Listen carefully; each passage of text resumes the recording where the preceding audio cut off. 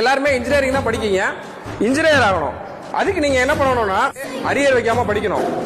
டைரக்டா உங்களால இன்ஜினியரா போய் ஒரு இடத்துல சர்வே பண்ண முடியாது. இப்போ நீங்க எல்லாம் 18 வயசுலயே துபாய் போயிடலாம். 21 வயசானாதான் சவுதி, கத்தார் இந்த மாதிரி இடத்துக்குலாம் நீங்க போக முடியும். நான் ஃபர்ஸ்ட் டைம் வெளியில போகும்போது என்னோட சேலரி 20,000. நான் ஹெல்ப்பரா வேலைக்கு போனோம். இந்த அவர் இருக்காருல்ல, அவரும் நானும் ஒன்னா தான் ஒர்க் பண்ணோம் குவைத்துல. அந்த டைம்ல ஹெல்ப்பரா எங்களுடைய சேலரி வந்து 20,000 தான். நான் இதை 18 வயசுலயே நான் போயிருந்தேன் அப்படின்னா என்னோட 25வது வயசுல வந்து பாத்தீங்கன்னா நான் மினிமம் ஒரு 2 lakh to 3 lakhs அந்த 20-50 ஏஜ்லயே என்னால சம்பாதிச்சிருக்க முடியும்.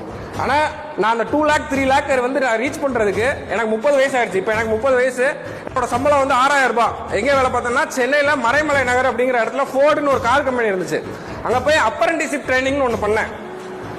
இப்போ வந்து ஜிஇடி ட்ரைனிங், நீம் ட்ரைனிங் இந்த மாதிரிலாம் பண்றாங்க. 1 year 2 year 3 year அந்த மாதிரி போய் ஒர்க் பண்ணுவாங்க. அந்த கம்பெனில அடுத்து புது பசங்க வரும்பொழுது அந்த பசங்களை வெளியில அனுப்பிச்சிருவாங்க. இப்பயே அது அப்படியே தான் இருக்குது.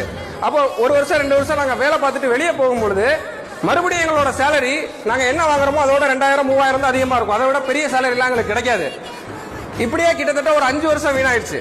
நாள்ல நடக்கிறது கிடையாது. ஒரு சின்னதா ஒரு வீடு கட்டணும்னாலே நமக்கு ஒரு 6 மாசத்துல இருந்து 12 மாசம் வரைக்கும் டைம் எடுக்குது. இந்த மாதிரியான ஒரு ரெஃபைனரி பிளான்ட கட்டுறதுக்கு 7 வருஷத்துல இருந்து 10 வருஷம் குறைஞ்சது டைம் எடுக்கும்.